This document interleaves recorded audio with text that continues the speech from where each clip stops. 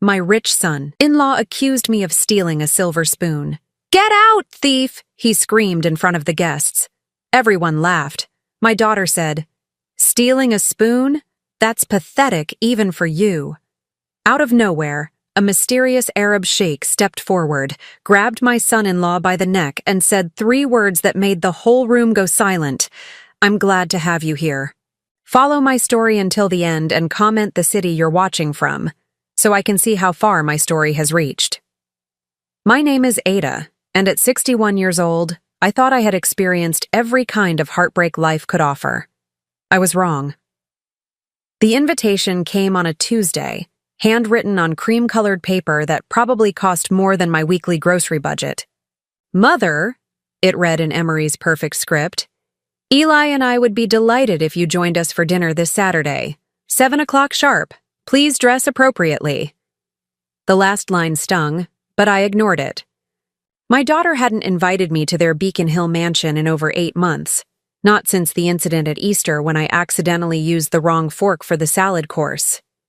Eli had made such a scene about proper etiquette that I'd excused myself early, claiming a headache that wasn't entirely false. But this felt different.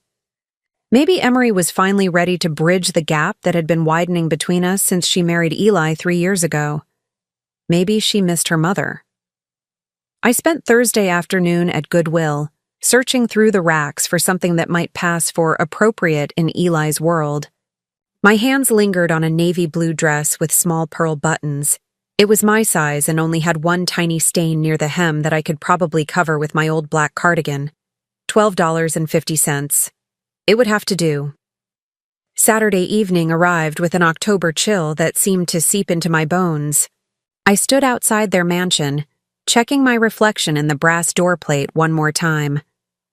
The house loomed above me, 3 stories of red brick and pristine white trim, with windows that glowed like golden eyes in the darkness.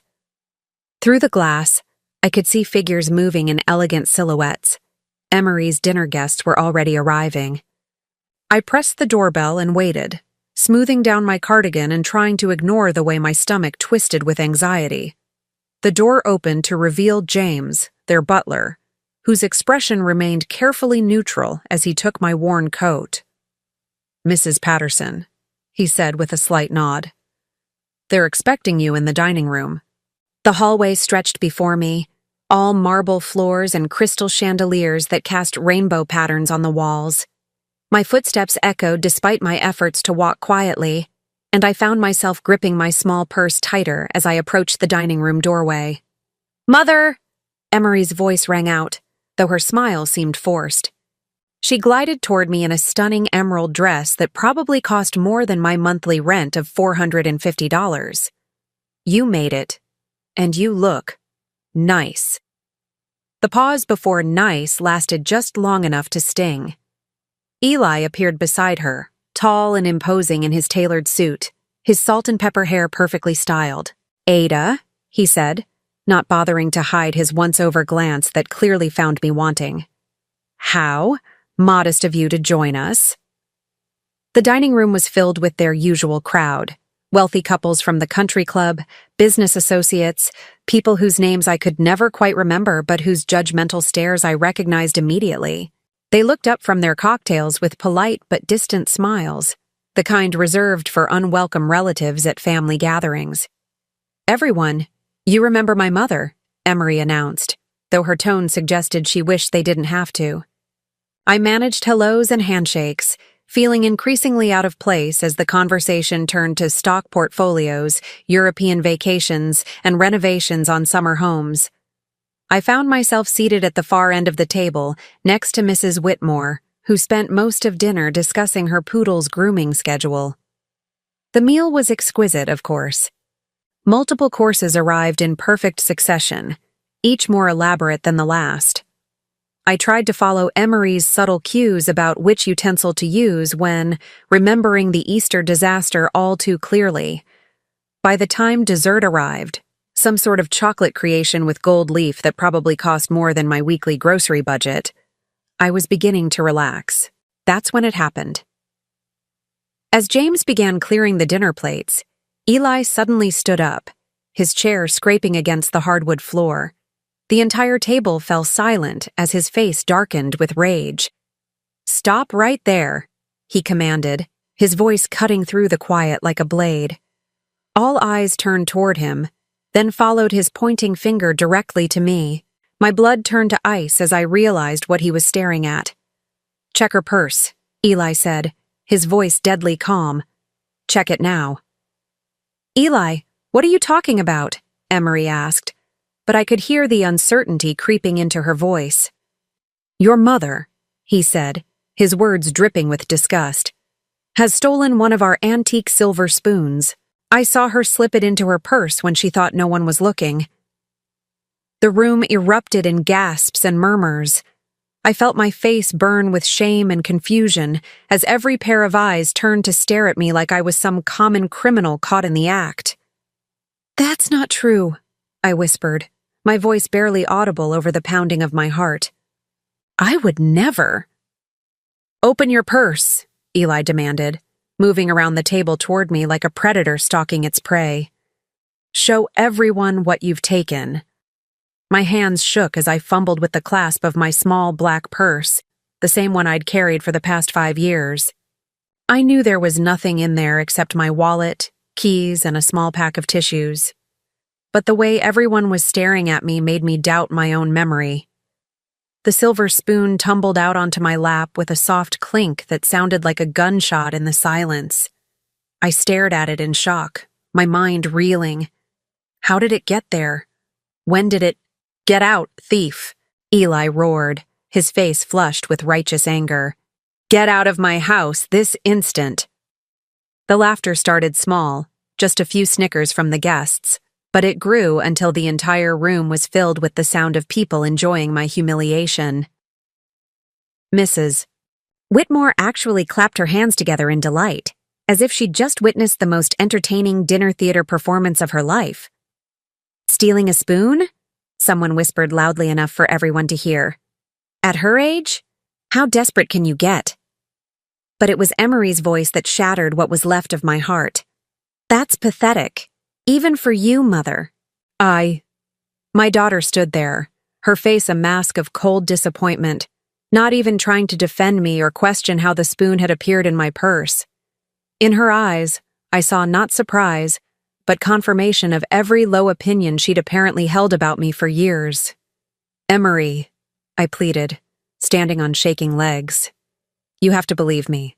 I didn't—" "Don't make this worse than it already is," she said, turning away from me as if she couldn't bear to look. "Just go." Eli advanced on me, his hand raised as if he might physically remove me himself, when a voice cut through the chaos like steel through silk. "That will be quite enough." The accent was unmistakably foreign, cultured and commanding in a way that made everyone freeze mid-laugh. I turned to see a man I hadn't noticed before, tall and distinguished with silver threading through his dark hair and eyes like polished onyx.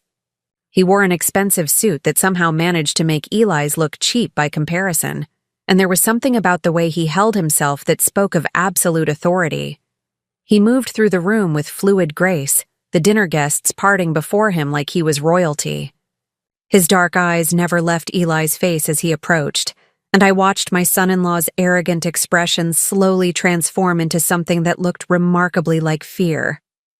The stranger stopped directly in front of Eli, so close they were almost touching. The room held its collective breath as he leaned in and whispered something in Eli's ear. Just 3 words, spoken so quietly that only Eli could hear them. The effect was immediate and dramatic. All the color drained from Eli's face. His hands began to tremble, and he actually took a step backward, stumbling slightly as if those 3 words had physically struck him. I, Eli stammered, but no complete words came out. The mysterious man straightened, his gaze shifting to me with an expression I couldn't read.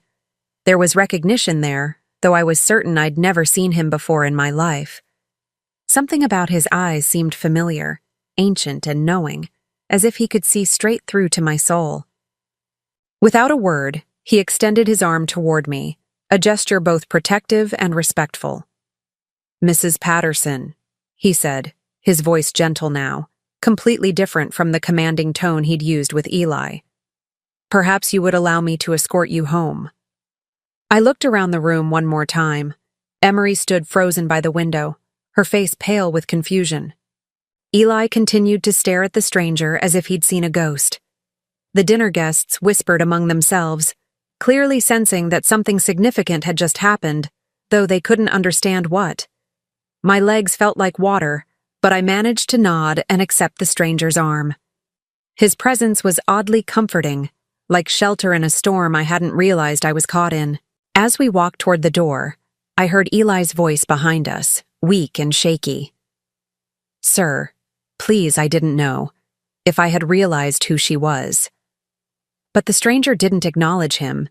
He simply guided me through the marble hallway, past the crystal chandeliers, and out into the October night where a sleek black car waited at the curb. The leather seats of the car were softer than anything I'd ever touched, and the silence inside felt like a protective cocoon after the nightmare I'd just escaped. My mysterious rescuer sat beside me, his presence both reassuring and deeply puzzling as his driver navigated the narrow streets of Beacon Hill. I couldn't stop shaking. Not from the cold, but from the shock of what had just happened. The humiliation was still fresh, burning in my chest like acid. But worse than the embarrassment was the look on Emery's face. That cold disappointment, as if she'd been waiting her whole life for me to finally prove what a failure I was. "I didn't steal that spoon," I whispered, my voice barely audible over the gentle hum of the engine. I needed someone to believe me, even if it was a complete stranger. The man turned to face me, and in the soft glow of the streetlights passing by, I could see kindness in his dark eyes. "I know," he said simply, as if it were the most obvious thing in the world. His certainty startled me. "How can you know that? You don't even know me." A small smile played at the corners of his mouth. "On the contrary, Mrs. Patterson, I know you better than you might think." Something about the way he said my name made my skin prickle. There was familiarity there, recognition, but I was absolutely certain I'd never met this man before. I would have remembered someone like him, the regal bearing, the expensive clothes, the way he commanded respect without saying a word. "Who are you?" I asked, my voice stronger now despite the confusion swirling in my head. "My name is Rashid Al-Mansouri," he said, inclining his head slightly. "And you, Mrs. Patterson, are someone I have been searching for a very long time." The word sent a chill down my spine. "Searching for me? Why? I'm nobody special. I'm just a widow living on a pension of $800 a month trying to get by." "You are far from nobody," he said, his voice gentle but firm. "Though I suspect you do not remember why." Remember? What was he talking about? My mind raced through possibilities, but nothing made sense. I lived a quiet, unremarkable life. I worked as a nurse's aide until I retired, took care of my husband Robert until he passed 9 years ago, and now I spent my days reading library books and tending to my small herb garden. What could this elegant man possibly want with someone like me? We were pulling up to my apartment building now, a modest 3-story brick structure in South End that had seen better days. The contrast between this and the mansion we'd just left was stark and embarrassing. I started to reach for the door handle, but Rashid's voice stopped me. "Mrs. Patterson, may I ask you something?" I nodded, still too bewildered to do much else. "Do you ever have dreams about sand? Desert winds? The sound of helicopters overhead?" My hand froze on the door handle. How could he possibly know about the dreams? They'd been coming for years. Fragmented images of endless sand dunes, the acrid smell of smoke, voices shouting in languages I didn't understand. I'd always dismissed them as nonsense, maybe something I'd seen in a movie or on the news. "How did you—" I started, but the words stuck in my throat. "There is much about your past that you do not remember," Rashid said softly. "A past that connects you to my family in ways that run deeper than gratitude, deeper than obligation. You saved something precious to me once, though I suspect the memory is lost to you now. I stared at him, my heart pounding. I've never been anywhere but Boston and the small town in Maine where I grew up. I've never traveled, never been out of the country. You must have me confused with someone else. But even as I said the words, something nagged at me. There were gaps in my memory, periods from my early 20s that felt fuzzy and indistinct. I'd always attributed it to the passage of time, the way details fade when you get older. But what if it was something else? May I show you something? Rashid asked, reaching into his jacket pocket. He pulled out an old photograph, its edges yellowed with age, and handed it to me. The image was grainy and slightly blurred, clearly taken in some kind of emergency situation. It showed a young woman in nurse's scrubs, her blonde hair pulled back in a messy ponytail, crouched beside a hospital bed. She was holding the hand of a small boy, maybe 7 or 8 years old, whose head was wrapped in bandages. The woman's face was partially turned away from the camera, but something about her posture, the shape of her shoulders, the way she held her head. "That's not," I whispered, but my voice trailed off. The woman in the photo looked exactly like I had at 21. "The boy is my nephew," Rashid said quietly. "His name is Omar." This photograph was taken in 1982 in a field hospital in Lebanon. The woman who saved his life was an American nurse who volunteered with a medical relief organization. 1982, the year that was mostly blank in my memory. The year I supposedly spent finding myself after college, though I could never quite remember what that had involved. The year before I met Robert, before my life settled into the predictable pattern that had carried me through the next 4 decades. "This isn't me," I said, but my voice lacked conviction. "I've never been to Lebanon. I've never been anywhere." Rashid studied my face carefully. "You have a scar," he said, "on your left hand near the thumb, small, crescent-shaped. You probably tell people you got it from a kitchen accident." My left hand was hidden in the folds of my cardigan, but I felt the familiar ridge of scar tissue, the mark I'd carried for so long I barely noticed it anymore. I did tell people it was from a kitchen accident, because that was the story that felt right, even though I couldn't actually remember how it happened. "How do you know about that?" I whispered. "Because you got it protecting Omar from falling glass when the hospital was bombed," he said. "You threw yourself over his bed, and a shard cut your hand. The doctors said you probably saved his life." I felt dizzy, disoriented, as if the world had tilted on its axis. This couldn't be true.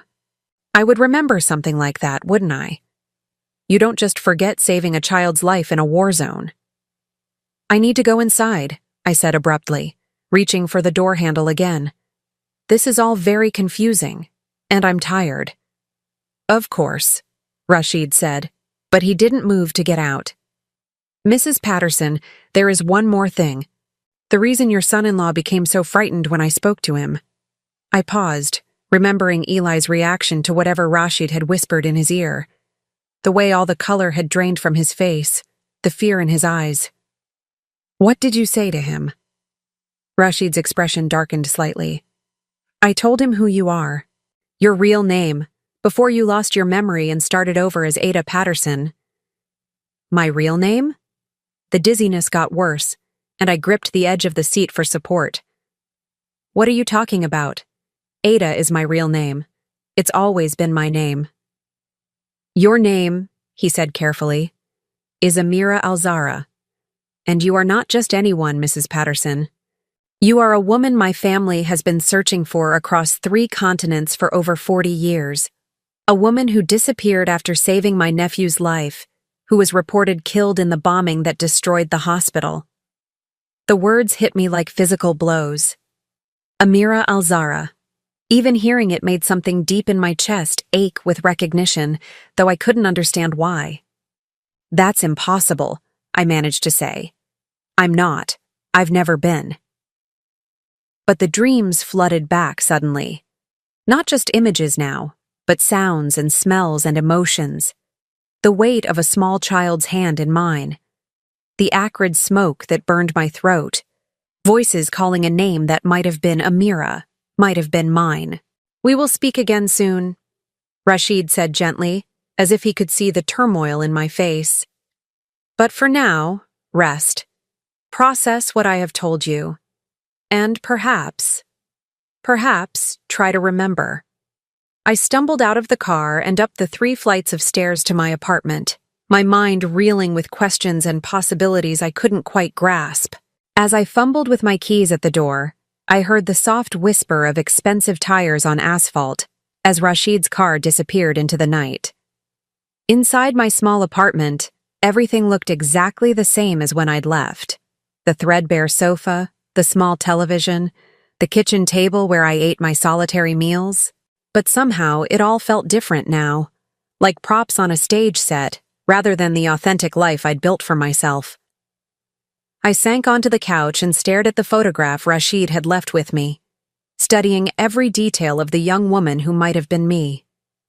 The more I looked at her, the more familiar she became, until it felt like looking into a mirror that reflected not just my image, but my soul. For the first time in decades, I allowed myself to really think about those missing years, those gaps in my memory that I'd always brushed aside. What if they weren't gaps at all? What if they were secrets, buried so deep that even I had forgotten they existed? And what if the quiet, unremarkable life I'd been living was nothing but an elaborate lie I'd been telling myself for 40 years? I didn't sleep that night. How could I? Every time I closed my eyes, fragments of memories that might have been dreams flooded my mind. The smell of antiseptic mixed with smoke. Small hands gripping mine with desperate strength. Voices speaking in rapid Arabic while helicopter rotors thundered overhead. By dawn, I was sitting at my kitchen table with a cup of coffee that had long since gone cold, staring at the photograph Rashid had given me. In the harsh morning light streaming through my small window, the resemblance was even more undeniable. The woman in the picture had my eyes, my nose, the same stubborn set to her jaw that I'd inherited from my mother. But I'd never been to Lebanon. I'd never worked in a field hospital. I'd never saved anyone's life. Had I? The knock on my door came at exactly 9 o'clock. I knew it would be Rashid before I even looked through the peephole. He stood in my dingy hallway looking completely out of place in his expensive suit, holding a leather briefcase that probably cost more than my monthly rent. "Mrs. Patterson," he said when I opened the door, "I hope you slept well." The concern in his voice was genuine, and something about it made my chest tight with emotion. When was the last time anyone had cared whether I slept well? "I didn't sleep at all," I admitted, stepping aside to let him in. "I keep thinking about what you told me, about that photograph. It doesn't make sense." Rashid entered my modest living room and glanced around without judgment, though the contrast between his obvious wealth and my humble surroundings couldn't have been more stark. He set his briefcase on my coffee table with careful precision. "May I sit?" he asked, and I nodded, settling into my worn armchair across from him. "I brought more photographs," he said, opening the briefcase, "and medical records, documents that might help you remember."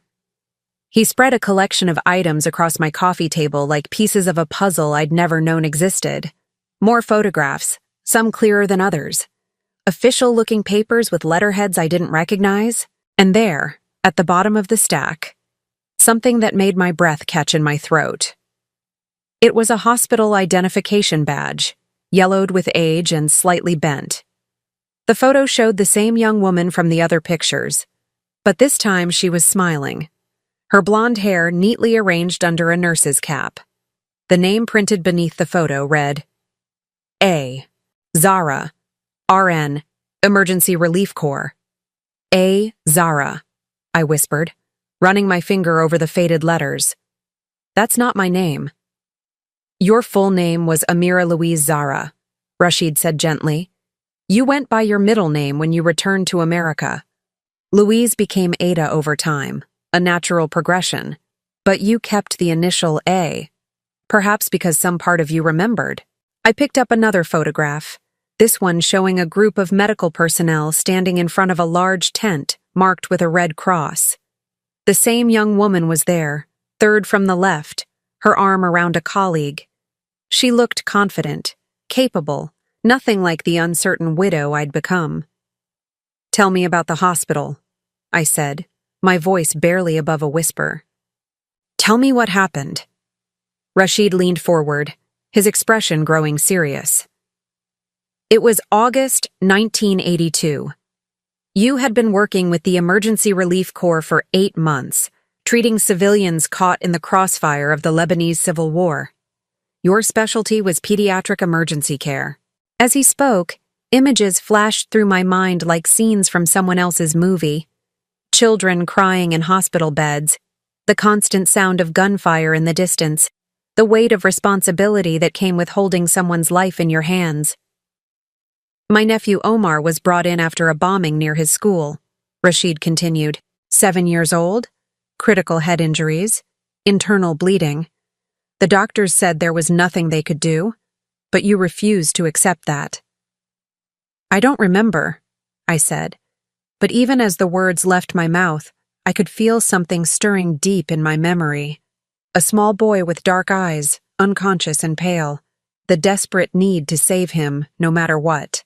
"You worked on him for 14 hours straight," Rashid said. "You refused to leave his side, even when the other doctors told you to give up.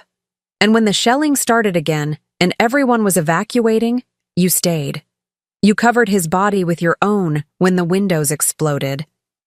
My left hand began to throb, the old scar tissue aching as if responding to the memory.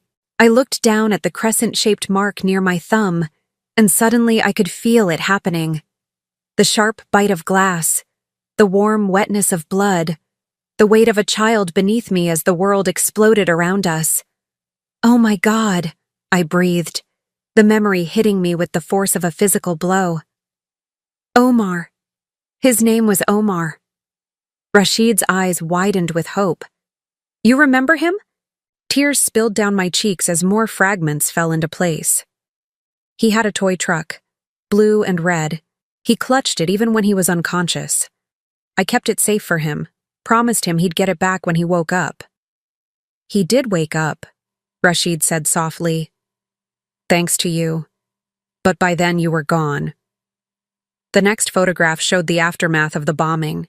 The hospital was nothing but rubble and twisted metal, bodies being pulled from the wreckage. And there, on a list of the missing and presumed dead, was my name. Amira El Zahra, age 21, United States citizen. "I was supposed to be dead," I said, staring at the official report. "The explosion threw you clear of the building," Rashid explained. "You were found 3 days later by American forces, unconscious, with severe head trauma and no identification. You were listed as Jane Doe and evacuated to a military hospital in Germany." I picked up another document, a medical report from the Army hospital. Severe concussion, retrograde amnesia. Patient claims to remember only her first name and that she's American. No family contacted. "The amnesia was real," I said, reading the clinical notes. "I really couldn't remember." "When you recovered enough to travel, the military flew you back to the United States," Rashid said. "You were processed as an unidentified civilian and eventually placed with a social services program for displaced persons. That's how you became Ada Patterson. Ada from your middle name Louise becoming Lou becoming Ada, and Patterson from the social worker who helped you start over. The pieces were falling into place now, creating a picture of a life I'd forgotten I'd ever lived." "Robert," I said suddenly. "My husband. I met him at the community center where they placed me. He was volunteering, helping people like me adjust to starting over."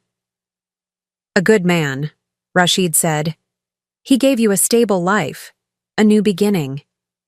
But he never knew who you really were, did he?" I shook my head. I couldn't tell him what I didn't remember, and after a while it seemed easier to just let the past stay buried. But there was more in the briefcase. Rashid pulled out a thick folder and set it on the table with reverence. "There is something else you need to know, Amira. Something about why finding you was so important to my family." He opened the folder to reveal a bank statement from an institution I'd never heard of. The account name read, A.L. Zara Memorial Fund. The balance made me dizzy. $15,200,000. What is this? I whispered. When we thought you had died, Rashid said, my family established a fund in your honor. Every year we added to it, money that should have been yours. Money we saved because we couldn't bear to spend what belonged to the woman who saved Omar's life. I stared at the number, trying to make sense of what I was seeing. $15 million. A fortune beyond anything I'd ever imagined. My nephew Omar grew up to become a doctor, Rashid continued. He specializes in pediatric neurosurgery now, inspired by the nurse who saved his life. He has helped hundreds of children, performed surgeries that seemed impossible. Every life he saved, every child who went home to their parents, exists because of what you did in that hospital 42 years ago. The weight of it was overwhelming. All those years I'd struggled to make ends meet on my small pension, worried about medical bills and heating costs, never knowing that somewhere in the world, a fortune sat waiting for me. But there's more, Rashid said, his voice growing harder. There is the matter of your son-in-law, Eli Richardson. Just hearing Eli's name made my stomach clench with remembered humiliation. What about him?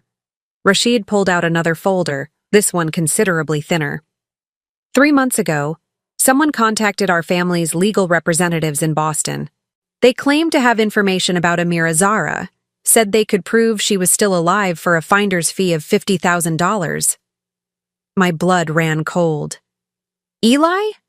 The contact was anonymous, but the investigation it triggered led us directly to you. Someone has known who you are for quite some time, Mrs. Patterson. Someone who chose to use that information not to help you reclaim your identity, but to profit from keeping you in the dark. The betrayal cut deeper than the humiliation at dinner had. Eli hadn't just stumbled across my past. He'd been hiding it from me, using it somehow for his own gain. But how long had he known? And why hadn't he told Emery? The 3 words I whispered to him last night, Rashid said, were, "We know everything." I wanted him to understand that his game was over, that we had found you despite his attempts to control the situation. I felt sick, remembering the fear in Eli's eyes when Rashid had confronted him. He set me up last night, didn't he? The spoon in my purse. I believe so, Rashid said, though proving it would be difficult. What matters now is that you know the truth about who you are and what is rightfully yours. I looked around my tiny apartment with new eyes. The second-hand furniture, the kitchen where I counted every penny, the stack of bills on my counter that I juggled each month like a complicated puzzle. All of it unnecessary. All these years of struggle, when I could have been living with dignity. But more than the money, it was the knowledge that my life had mattered that shook me to my core. I wasn't just a failed mother who'd disappointed her daughter. I was someone who had saved lives, who had made a difference in the world. What happens now? I asked. Rashid smiled, the first truly warm expression I'd seen from him. Now, Amira Louise Zara, you reclaim your life. All of it. The money, the recognition, the respect that was always yours, but was stolen from you by circumstances and by people who should have protected you instead of exploiting you. He stood and moved toward the door, then paused. There is one more thing. Omar? He is a grown man now, 49 years old, with children of his own, but he has never forgotten the American nurse who saved his life. He would very much like to meet you again, when you are ready. After Rashid left, I sat alone with the photographs and documents spread before me like pieces of my reclaimed identity. The woman in those pictures wasn't a failure or a disappointment. She was a hero who had lost herself and spent 40 years trying to find her way home. The question now was, what was I going to do about it? 3 days after Rashid's revelation, I found myself sitting in the most expensive law office I'd ever seen. Floor-to-ceiling windows offered a panoramic view of Boston Harbor. and the mahogany conference table was larger than my entire living room. But what struck me most was how different I felt sitting there. Not like the poor widow who'd been humiliated at her daughter's dinner party, but like someone who belonged in rooms like this. Rashid sat across from me, along with two lawyers who'd flown in from New York specifically to handle my case. The mountain of documents between us told a story that grew more disturbing with each page. "The timeline is quite clear," said Margaret Chen, the lead attorney. "Mr. Richardson first contacted our investigative firm in March of this year. He claimed to have discovered through genealogy research that his mother-in-law might be connected to a missing person case involving our clients." I felt nauseous. March. That was 7 months ago, just after Emery had mentioned in passing that I'd been acting forgetful lately and maybe should see a doctor about my memory. I'd brushed off her concern, not realizing it had triggered something in Eli's mind. "He specifically asked about any reward money for information leading to your whereabouts," Margaret continued. "When we told him there was no reward, but that we would be grateful for any legitimate information, he became evasive." Rashid leaned forward, his expression darkening. "Tell her about the blackmail attempt." The second lawyer, a thin man named David Pratt, opened another folder. "In May, Mr. Richardson contacted us again. This time he claimed you were suffering from dementia and would need significant medical care. He suggested that any family assets or inheritance might be better managed through a trust, with him as the designated guardian." My hands clenched in my lap. Eli had been planning to have me declared incompetent, to steal not just my identity, but my mental capacity as well. "He had no legal standing to make such a claim," Margaret said quickly. "But he seemed to believe that once we confirmed your identity, there would be significant financial benefits that he could control through your daughter." "Show her the recordings," Rashid said quietly. David pulled out a small device and set it on the table. "Mr. Richardson didn't know that our initial phone calls were recorded as part of our standard security procedures. You should hear this." He pressed play, and Eli's voice filled the elegant conference room, tinny but unmistakably his. "Look, I'm not asking for much here. Just a finder's fee and maybe some consideration when it comes to managing the old lady's affairs. She's not getting any younger, and frankly, she's already showing signs of confusion. My wife doesn't have the business experience to handle significant assets, but I do." The casual way he dismissed me as the old lady made my blood boil. But it was what came next that truly shocked me. The truth is, she's been a burden on our family for years, always needing financial help, never quite fitting in with our social circle. If there's money involved here, it would be better for everyone if it were managed properly. She might even be happier in a nice facility where she could get the care she needs. I felt tears stinging my eyes, but they weren't tears of sadness. They were tears of rage. All those times I'd felt like an outsider at Emery's house. All those subtle comments about my clothes or my mannerisms. Eli had been laying groundwork, making me seem incompetent and burdensome. "There's more," David said, his voice gentle but firm. "This recording is from July." Eli's voice again, but this time more agitated. "You're taking too long with this investigation. I need to know what we're dealing with here. My mother-in-law is starting to ask questions about her past, talking about strange dreams. If she remembers something before you people get involved officially, it could complicate things." Margaret paused the recording. That's when we knew something was wrong. Legitimate family members don't typically worry about the subject of an investigation remembering their own past. "What did you do?" I asked, my voice hoarse with emotion.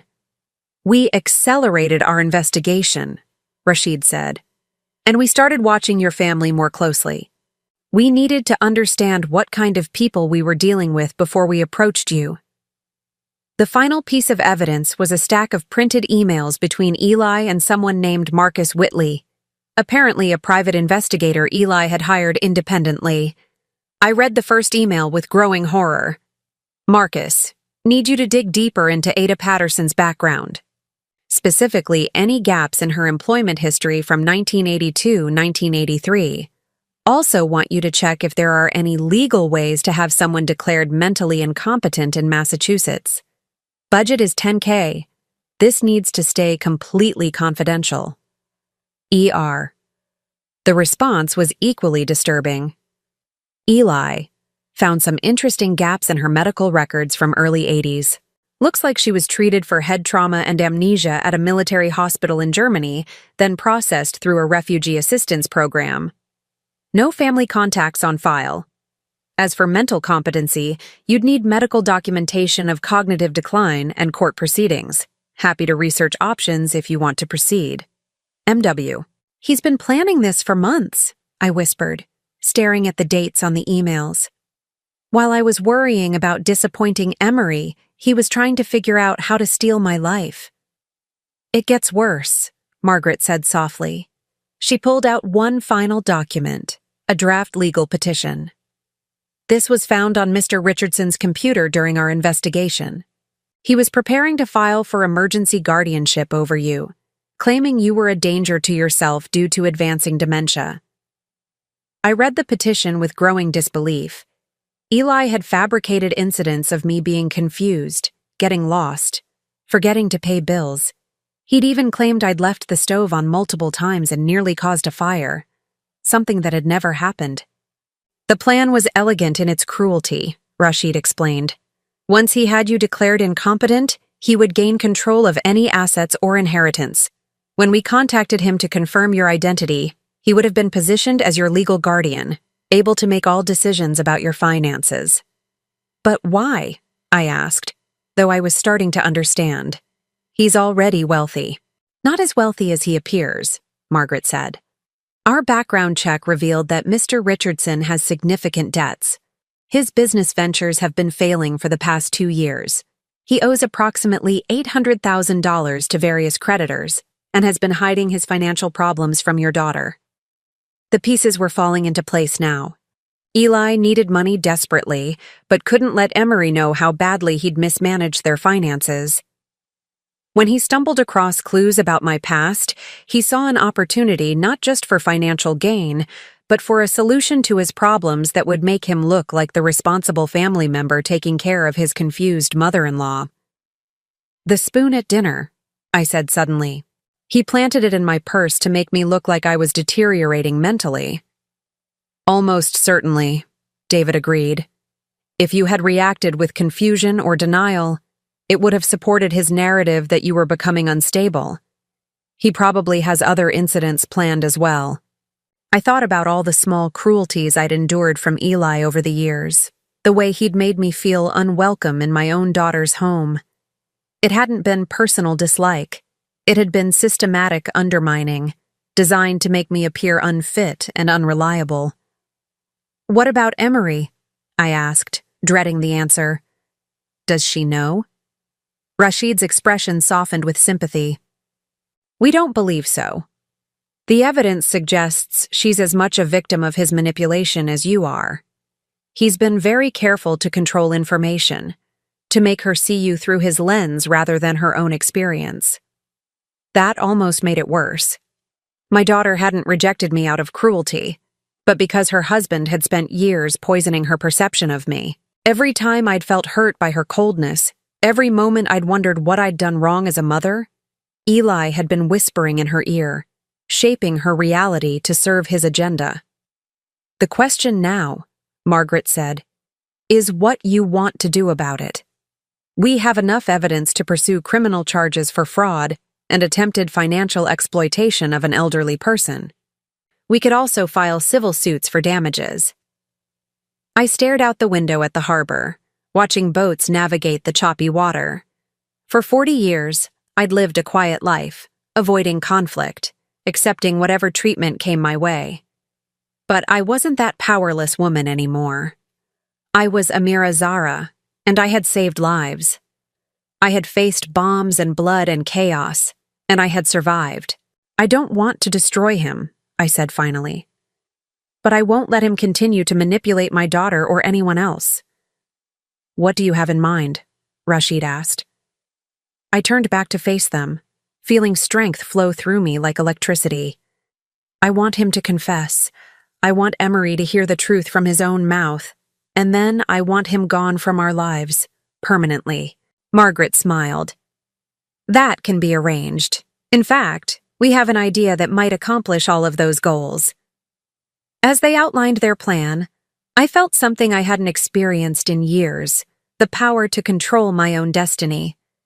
Eli had underestimated me, just like everyone else in my life. He'd seen a poor, confused widow and thought he could easily manipulate her. He was about to learn how wrong he'd been. The plan was elegant in its simplicity. We would use Eli's own greed against him, offering him exactly what he thought he wanted, while ensuring he revealed his true nature to the one person whose opinion mattered most, my daughter. When do we start? I asked. Rashid checked his watch. Tomorrow evening. I'll arrange for Emery to be present when Mr. Richardson receives some very interesting news about your inheritance. As I left the law office that afternoon, I felt lighter than I had in years. Not just because of the money, though $15 million would certainly change my circumstances, but because I finally understood who I was. Not a burden, not a disappointment, but a woman who had made a difference in the world and was about to make one again. Eli Richardson had spent months planning to steal my life. Tomorrow, I would show him what happened to people who underestimated Amira Zahra.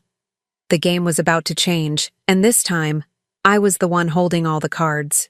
The call came at exactly 6 o'clock on Thursday evening, just as Rashid and I had planned. I sat in my small apartment, listening to Eli's voice on the speakerphone, trying to keep the satisfaction out of my voice as he took our carefully laid bait. Ada, he said, and I could hear the forced warmth that had never been there before. I'm so glad you picked up. I've been thinking about what happened at dinner the other night, and I owe you an apology. An apology. After months of planning to steal my identity and have me declared incompetent, he was apologizing for the public humiliation that was probably the least of his crimes. Have you, Eli? I kept my voice neutral, elderly, the same tone I'd used for years when he'd made his cutting remarks. Yes, absolutely. Emery and I have been talking, and we think there might have been a misunderstanding about the spoon situation. You know how chaotic dinner parties can get.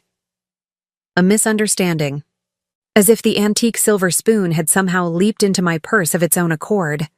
But I played along, just as Margaret Chen had coached me.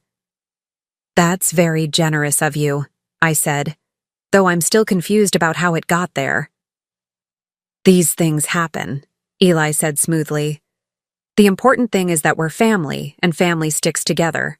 In fact, I have some wonderful news that I'd like to share with you in person. Would you be available to come over for dinner tomorrow? Just the three of us this time. Very casual. I smiled, though he couldn't see it. Eli thought he was setting a trap, but he was walking directly into ours. I'd like that, I said. What time? 7 o'clock? And Ada. Please don't mention this conversation to anyone else just yet. I want it to be a surprise for Emery. Of course he did. He wanted to control the narrative, just like he'd been doing for years. After I hung up, I looked at Rashid, who had been listening from my kitchen. He took the bait completely.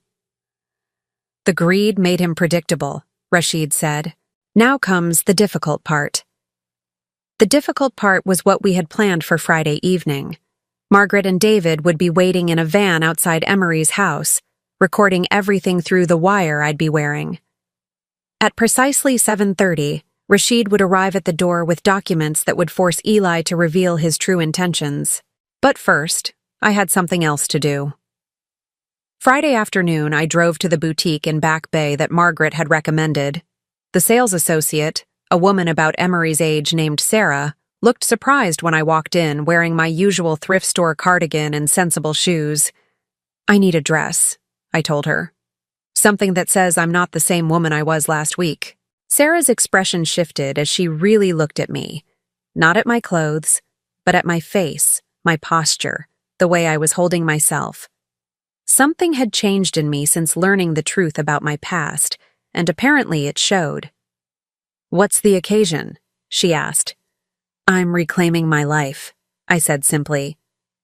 An hour later, I left the boutique wearing a navy blue dress that actually fit properly, with a matching jacket that made me look competent and elegant. The total cost was $450, exactly what I paid in rent each month, but it was worth every penny to see the respect in Sarah's eyes when I tried it on. I also stopped at a salon, where they styled my hair in a way that emphasized my cheekbones and made me look 10 years younger. By the time I arrived at Emery's house Friday evening, I looked like the successful woman I was about to become, not the poor relative they'd grown accustomed to pitying. Emery answered the door, and her expression told me everything. She almost didn't recognize me. "Mother?" she said, blinking in surprise. "You look different." "I feel different," I said, stepping into the marble foyer that had intimidated me just a week ago. Tonight it felt like any other room. Eli appeared from the living room, clearly expecting the same dowdy widow who'd been humiliated at his dinner party. When he saw me, his smile faltered for just a moment before he recovered. "Ada, you look lovely," he said, but I could hear the question in his voice. Where had I gotten the money for new clothes? What had changed? "Thank you," I said simply, following them into the dining room where James had set the table for 3. Dinner was an elaborate affair, much more formal than Eli had promised over the phone. He'd clearly wanted to impress me, to butter me up for whatever he was planning to reveal. The irony wasn't lost on me. Here he was, trying to manipulate me with kindness after months of subtle cruelty. "So," Eli said as James served the main course, "I mentioned I had some news to share." I nodded, cutting into my salmon with deliberate care. Under my dress, the small recording device Margaret had given me captured every word. "As you know, I have some contacts in the financial world," Eli continued. "Well, one of them reached out to me recently with some very interesting information about your background." Emery looked puzzled. "What kind of information?" Eli smiled, the expression of a man who thought he was about to win the lottery. "It seems our Ada here might be entitled to some kind of inheritance or settlement from overseas. Something related to her work as a young woman." "I never worked overseas," I said, playing my part perfectly. "I've never even been outside the country." "Well, that's where it gets interesting," Eli said, his excitement building. "My contact thinks you might have forgotten some things due to, well, your age and everything, memory issues. But if we can establish your identity properly, there could be significant money involved." Emery frowned. "Memory issues? Mother doesn't have memory issues." But Eli was too focused on what he saw as his prize to notice her defensive tone. "Oh, sweetheart, she's had some confusion lately. Remember when she forgot about dinner last month? And that time she seemed lost when she came to visit?" I watched my daughter's face as Eli spoke, seeing the doubt creep into her eyes. He'd been doing this for months, planting seeds of concern about my mental state, and she'd absorbed it without realizing. "The point is," Eli continued, "we'll need to set up some kind of trust or guardianship arrangement to handle the money properly. For her own protection, of course. I'd be happy to manage it, make sure she's taken care of." And there it was. The confession we needed, recorded clearly for posterity. "How much money are we talking about?" Emery asked, and I could see the conflict in her face. Concern for me warring with curiosity about this supposed inheritance. "My contact estimates it could be anywhere from $5 to $15 million, Eli said, unable to keep the greed out of his voice. "Maybe more." Emery's fork clattered against her plate. $15 million? How is that possible? Before Eli could answer, the doorbell rang. James appeared in the doorway with a slightly confused expression. "Sir, there's a gentleman here who insists on speaking with Mrs. Patterson. He says it's urgent and relates to some legal documents." Eli's face went white. This wasn't part of his plan. "Show him in," I said calmly, before Eli could object. Rashid entered the dining room carrying a leather briefcase, looking every inch the powerful international businessman. He nodded politely to Emery and completely ignored Eli. "Mrs. Patterson," he said formally, "I apologize for interrupting your dinner, but there are some documents that require your immediate attention." "What documents?" Eli demanded, his voice tight with panic. Rashid finally looked at him, and the contempt in his eyes was unmistakable. "I don't believe we've been properly introduced, Mr. Richardson. I am Rashid Al-Mansouri, representing the Al-Mansouri Family Trust. We've been in communication with your legal representatives regarding Mrs. Patterson's inheritance." The silence that followed was deafening. I could see Eli's mind racing, trying to understand how his carefully laid plans had suddenly spun out of his control. "I'm sorry," Emery said, "but what inheritance? And how do you know my mother?" Rashid opened his briefcase and pulled out a stack of photographs, the same ones he'd shown me earlier. "Your mother, Mrs. Richardson, is not who she appears to be. Her real name is Amira Zara, and 42 years ago she saved the life of my nephew in a field hospital in Lebanon." He spread the photographs across the dining table, and I watched Emery's face as she recognized the young woman in the pictures. "That's you," she whispered, looking at me with wide eyes. "But you've never been to Lebanon. You've never left the country." "Your mother suffered severe amnesia after a bombing," Rashid explained. "She lost all memory of her previous life and was processed through a refugee assistance program under a false identity. We've been searching for her for 4 decades. Eli found his voice, though it came out strangled. "How did you find her?" Rashid's smile was cold as winter. "Someone contacted our investigators claiming to have information about Amira Zara's whereabouts. Someone who demanded $50,000 for that information and suggested that Mrs. Patterson might need a guardian to manage any inheritance she might receive." The color drained from Eli's face completely. Emery looked between her husband and Rashid, understanding beginning to dawn. "Eli?" she said slowly. "What is he talking about?" Rashid pulled out another document, the recorded transcript of Eli's phone calls. "Perhaps Mr. Richardson would like to explain how he discovered your mother's true identity and why he chose to keep it secret while planning to have her declared mentally incompetent." "That's not," Eli started, but his voice failed him. "We have recordings," Rashid said simply. "We have emails. We have evidence of your attempts to establish guardianship over Mrs. Patterson based on fabricated claims of dementia. Would you like me to play them for your wife?" Emery stood up so quickly her chair nearly toppled. You knew about this inheritance and you didn't tell us." "It's not what you think," Eli said desperately. "I was trying to protect her. Protect both of you. Ada's been showing signs of confusion, and I was worried." "Stop lying," I said, my voice cutting through his excuses like a blade. "There are no signs of confusion, Eli. There never were.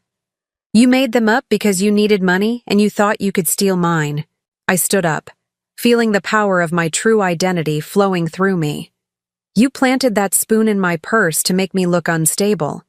You've spent months telling my daughter that I was deteriorating mentally. You hired private investigators to research my background so you could claim my inheritance through guardianship fraud." Emery sank back into her chair, staring at her husband as if she'd never seen him before. "The spoon? You put the spoon in her purse?" Eli's shoulders slumped in defeat. The carefully constructed facade he'd maintained for years was crumbling around him. "I needed the money," he said finally. "The business is failing. We owe hundreds of thousands in debts. When I found out about her past, it seemed like the answer to everything. By having my mother declared incompetent?" Emery's voice was barely controlled fury. "By stealing from her?" "I wasn't stealing," Eli protested weakly. "I was going to take care of her, make sure she was comfortable. She would never have known the difference." The casual cruelty of that statement hung in the air like smoke. He'd been planning to steal my life, my identity, my dignity, and he genuinely believed I was too stupid or too far gone to notice. Rashid closed his briefcase with a sharp snap. Mrs. Patterson, your inheritance has been confirmed and transferred to accounts under your control. $15,200,000, plus accumulated interest over the past 40 years. Emery made a small sound of shock, but I barely heard her. I was staring at Eli, watching the last of his arrogance crumble as he realized how completely he'd been outmaneuvered. You're going to leave, I told him, my voice steady and calm. You're going to pack your things and go tonight. You'll file for divorce and give Emery whatever she wants. And if you ever try to contact me or manipulate my daughter again, I will use my considerable resources to destroy you completely. Eli opened his mouth to argue, but one look at Rashid's face stopped him cold. The recordings of your conversations with our investigators will remain confidential, Rashid added. As long as you cooperate fully with Mrs. Patterson's requests, if you force us to take legal action, everything will become public record. The threat was clear. Eli's reputation, his business connections, his entire social standing depended on his compliance. Emery, he started, turning to his wife with desperate eyes. But my daughter was looking at me now, really looking at me, perhaps for the first time in years. Get out, she said quietly. Just get out. 3 months later, I stood in the garden of my new house in Cambridge, watching the morning sun filter through the maple trees I had planted along the back fence. The house wasn't a mansion. I'd deliberately chosen something comfortable rather than ostentatious, but it was mine in a way that my little apartment had never been. Every room reflected choices I'd made freely, without counting pennies or worrying about landlords. The doorbell chimed, and I smiled, knowing who it would be. Every Saturday morning for the past 6 weeks, Emery had come for coffee. It had taken her time to process everything that had happened. The revelation about my past, Eli's betrayal, the divorce proceedings that were still ongoing. But slowly, carefully, we were rebuilding something that might actually be stronger than what we'd had before. Mother, she said as I opened the door, and I still felt a small thrill every time she said it without that slight edge of embarrassment that used to creep into her voice. Amira, I corrected gently, as I had been doing for weeks now. I think it's time you started using my real name. She smiled, and I could see she was trying, even though 40 years of calling me Ada was a hard habit to break. Amira, how are you settling in? I led her to the kitchen, where I'd already prepared her favorite coffee, Ethiopian beans that cost more than I used to spend on groceries in a week, but that now seemed like a reasonable indulgence. The kitchen was spacious but warm, with windows that looked out onto the garden where I'd started growing herbs again, something I'd forgotten I loved until I had the space to remember. I had an interesting call yesterday, I told her as we settled at the breakfast table. From Omar. Emery's expression brightened. Over the past months, she'd heard me talk about Dr. Omar al-Mansouri, the little boy whose life I'd saved and who was now one of Boston's most respected pediatric neurosurgeons. She'd even met him briefly when he'd flown in from Chicago to see me last month. What did he say? He wants me to speak at a medical conference next year, about trauma nursing in conflict zones. I paused, still getting used to the idea that my experiences were worth sharing. He thinks my perspective might help young doctors understand the importance of never giving up on a patient. For so many years, I'd thought of myself as someone who'd failed at the important things: marriage, motherhood, making a difference in the world. Learning that I'd actually saved lives, that my work had mattered enough for someone to spend 40 years trying to find me, had changed something fundamental in how I saw myself.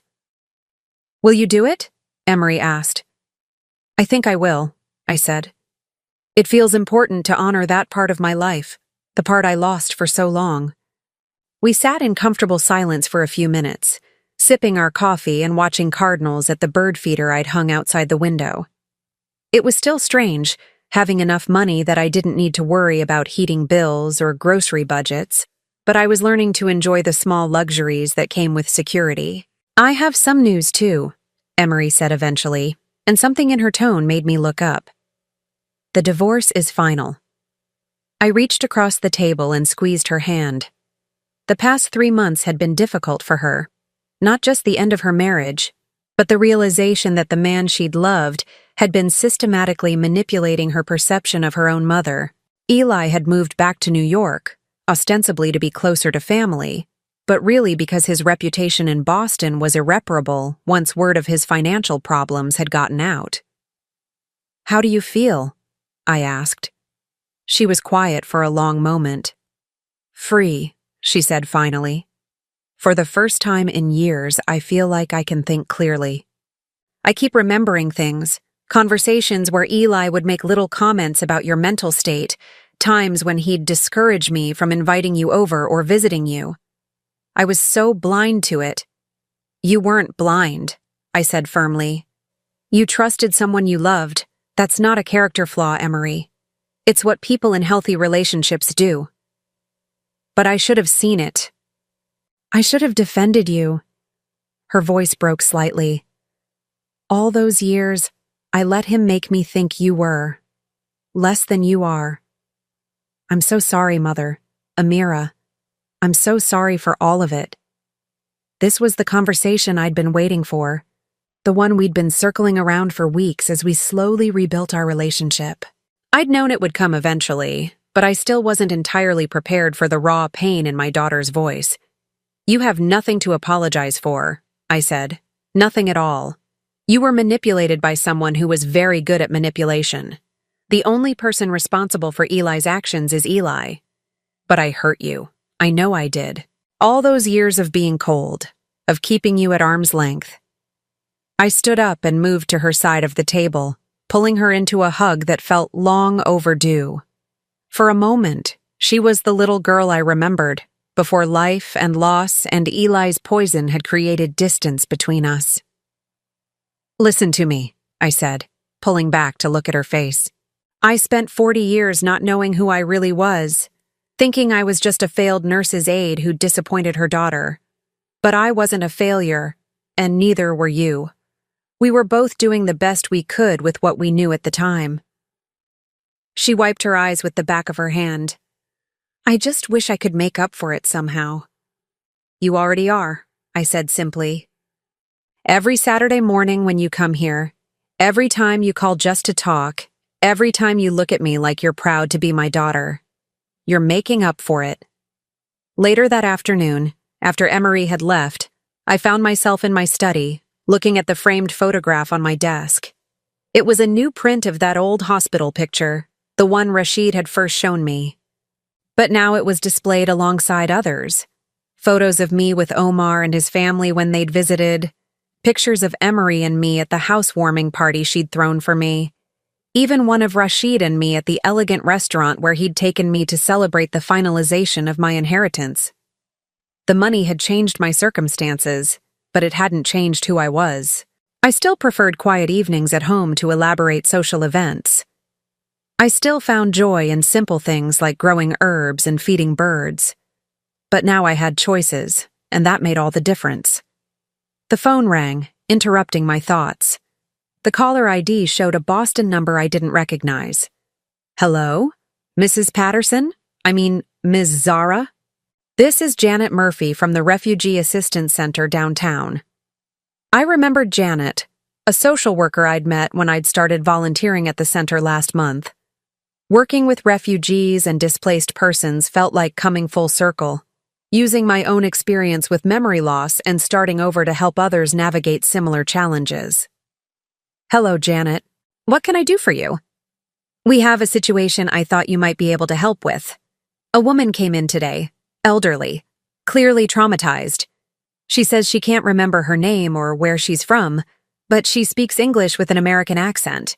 The doctors think it might be stress-related amnesia, but she's afraid and won't trust anyone." I closed my eyes, remembering what it felt like to wake up in a hospital bed with no idea who I was or how I'd gotten there. "I'll be right there." An hour later, I sat in a small counseling room at the center, across from a woman who looked to be about my age. Her gray hair was matted, her clothes dirty, and her eyes held the hollow look of someone who'd seen too much trauma. But when she looked at me, I saw a flicker of recognition, not of me personally, but of someone who might understand. "Hello," I said gently. "My name is Amira. I used to forget things too." She didn't speak at first, just watched me with wary eyes. But gradually, as I told her my own story, carefully, without overwhelming details, I saw her shoulders relax slightly. "You really forgot who you were?" she asked finally, her voice hoarse. "For 40 years," I said. "But I built a new life, and when my memories came back, I didn't lose what I'd built. I just added to it." It was after dark when I finally drove home, but I felt energized rather than tired. Helping someone else navigate the confusion and fear I'd experienced gave meaning to my own journey in a way that simply having money never could. Back in my kitchen, I made myself dinner, a simple pasta dish with herbs from my garden, and sat down with the book I'd been reading. But my attention kept drifting to the window, where I could see the lights of Boston in the distance. Tomorrow was Sunday, which meant I'd probably get a call from Omar, who'd made checking on me a weekly ritual. Rashid would likely stop by sometime next week with updates from his family's charitable foundation, where I'd recently agreed to serve as an advisor for their North American medical relief programs. And Emery would be back next Saturday for coffee and conversation that grew easier and more honest with each passing week. For most of my adult life, I'd felt like I was waiting for something. For Robert to come home from work, for Emery to call, for some sign that my life had meaning beyond just getting through each day. I'd measured my worth by other people's approval, other people's needs, other people's definitions of success.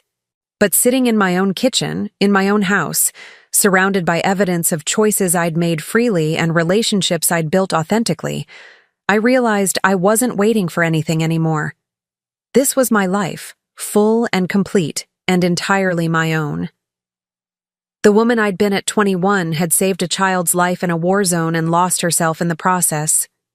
The woman I'd become at 61 had found herself again and was using that strength to help others. Both women were me. Both stories were true, and both had value. I'd spent so many years thinking I wasn't enough. Not a good enough mother, not an important enough person, not worthy of love or respect. But I was enough. I'd always been enough. It had just taken me 61 years and a journey halfway around the world to remember it. Outside, the first snow of winter was beginning to fall, dusting the herbs I'd planted and the bird feeder that would attract cardinals in the morning. Inside, I was warm and safe and home, not in the building, but in my own skin, in my own story, in the knowledge that every choice I'd made had led me exactly where I was supposed to be. I thought about Eli sometimes, wondered if he'd learned anything from losing everything he'd thought mattered. But mostly, I didn't think about him at all. Some people deserved second chances, and some people deserved to be forgotten.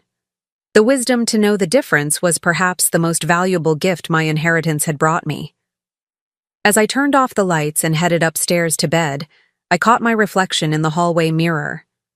The woman looking back at me had silver hair and lines around her eyes, but she stood straight and smiled easily. She looked like someone who'd lived fully, who'd faced challenges and survived them, who'd found her way home after a very long journey. She looked like Amira Zara. She looked like me. Now I'm curious about you who listened to my story. What would you do if you were in my place? Have you ever been through something similar? Comment below. And meanwhile, I'm leaving on the final screen 2 other stories that are channel favorites, and they will definitely surprise you. Thank you for watching until here.